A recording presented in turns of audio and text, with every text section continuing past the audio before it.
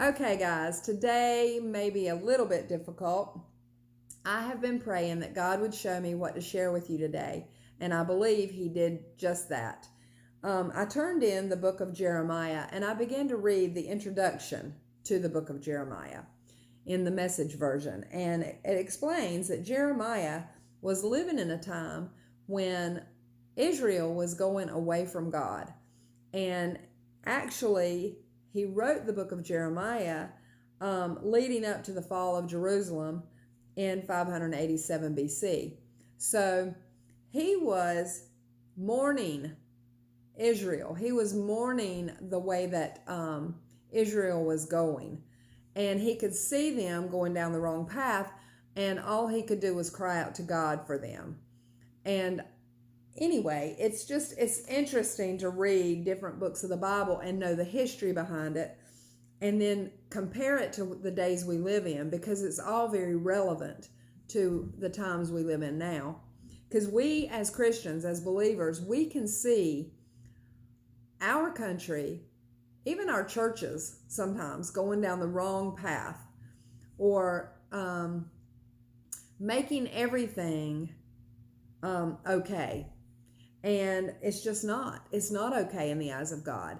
And it's a hard message sometimes to preach in a culture that only wants to be self-centered and all about pleasing self. And everything is around how much we have, how much we're doing.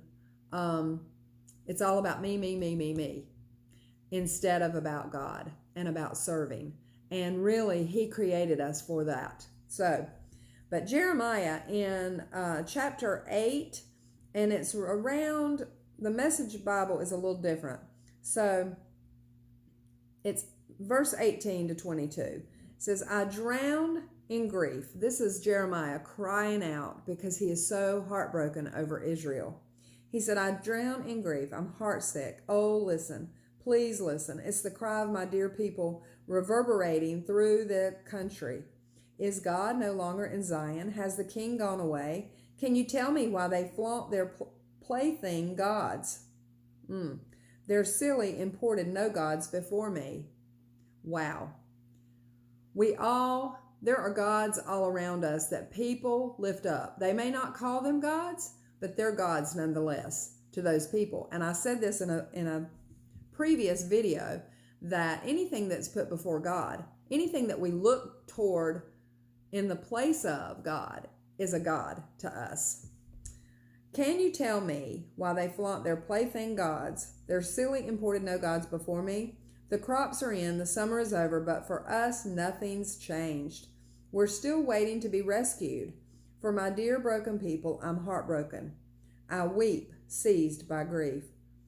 Are there no healing ointments in Gilead? Isn't there a doctor in the house? So why can't something be done to heal and save my dear, dear people?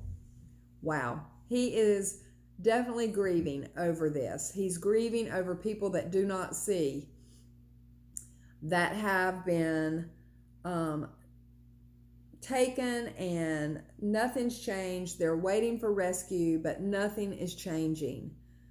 Wow. How many of us have been in that spot where we are waiting for something to change? We're praying, we're asking God to relieve us of something or rescue us from something, deliver us from something, and we feel like we're still in the same place. I pray for each one of us, including myself, that find ourselves in that place, that we continue to seek out God, not turn our backs on Him. He is faithful. His ways are higher than our ways. He is faithful to see you through.